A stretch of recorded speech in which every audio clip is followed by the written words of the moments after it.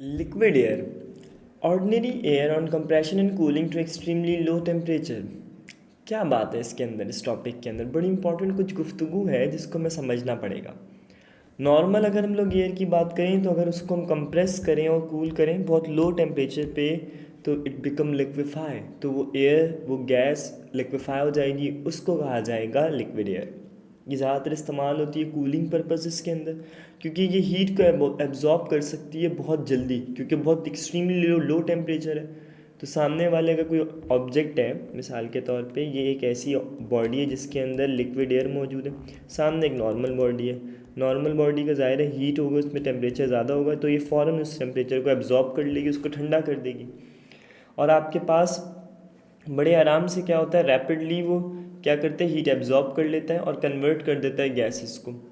अच्छा, होता क्या है, लिक्विड जो है हमारे पास वो किस में कन्वर्ट हो सकता है, ज़ाहिर है गैशियस फॉर्म में कन्वर्ट हो सकता है, गैशियस लिक्विड फॉर्म में कन्वर्ट हो सकते हैं, देन लिक्विड सॉलिड्स में भी कन्वर्ट हो सकते हैं।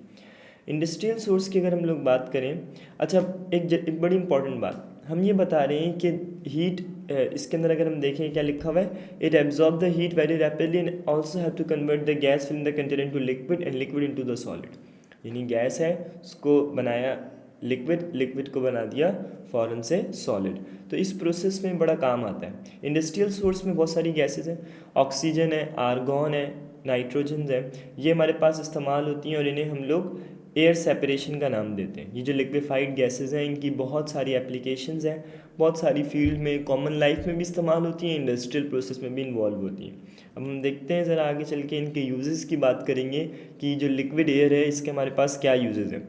सबसे इंपॉर्टेंट बात, लिक्विफाइड नेचुरल गैस जिसे हम एलएनजी कहते हैं, ये हमारे पास एक बहुत इंपॉर्टेंट फ्यूल है। जो भी नेचुरल गैस का रिजर्व है, नेचुरल गैस ली जाती है और उसको लिक्विफाई किया जाता है। तो जैसे ही टेम्परेचर उसका लो करते हैं वो लिक्विफाइड हो जाती है और उसको फिर इस तरह से ट्रांसपोर्ट किया जाता है एक मुल्क से दूसरे मुल्क से, ताकि आपके पास जो इंडस्ट्रीज और डोमेस्टिक पर्पसेस हैं उसमें एलएनजी का इस्तेमाल किया जा सके। एक और चीज़ उसे कहते हैं लिक्विफाइड पेट्रोलियम गैस, इसे हम कहते हैं एलपीजी।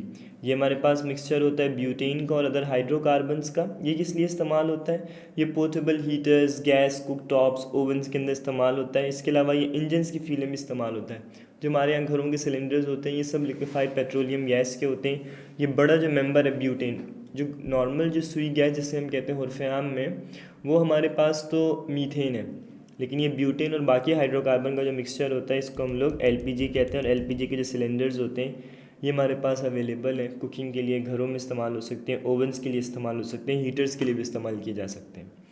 आगे बढ़ते हैं, एक चीज़ होती है इसे कहते हैं रेफ्रिजरेंट्स। ये फ्रिज में जो गैस मौजूद होती है इसे रेफ्रिजरेंट कहते हैं। ये अमोनिया और लिक्विड सल्फर डाइऑक्साइड है, उसका टेम्परेचर कम करके लो लिक्विफाई हो जाती है और फिर उस तरह रेफ्रिजरेंट आपने कभी देखे होंगे ज़िंदगी के अंदर। इस तरह के रेफ्रिजरेंट कम आपके पास सिलेंडर्स होते हैं, इनमें ये अवेलेबल होता है और उसको भी हम लोग इस्तेमाल करते हैं। यानी लिक्विड एयर को एलएनजी के लिए इस्तेमाल किया जा सकता है, एलपीजी के लिए इस्तेमाल किया जा सकता है, रेफ्रिजरेंट्स के लिए इस्तेमाल किया जा सकता है।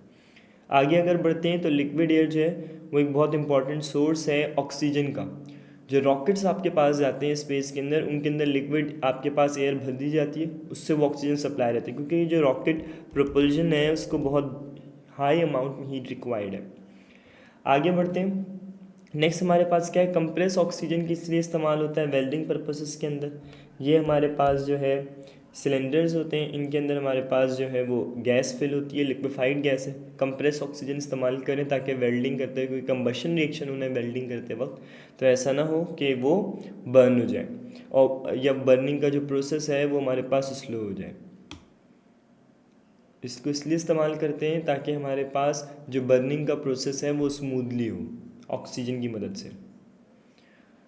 इसके अलावा मेडिकल साइंस में नाइट्रोजन का बहुत यूज़ है। लिक्विड नाइट्रोजन को इस्तेमाल किया जाता है क्योंकि लिक्विड नाइट्रोजन का जो लिक्विफाइड टेम्परेचर है वो -196 डिग्री सेंटीग्रेड है।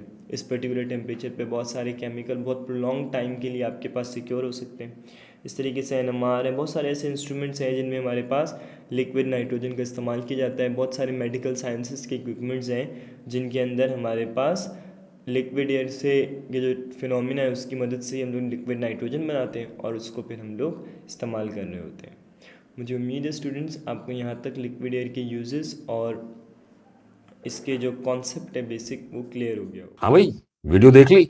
नोट्स बना लिए? अब इस टॉपिक और बाकी टॉपिक्स, पास पेपर्स, इन सब चीजों के एमसीक्यूज के लिए फौरन छा जाओ ऐप डाउनलोड करो। जल्दी करो और छा जाओ।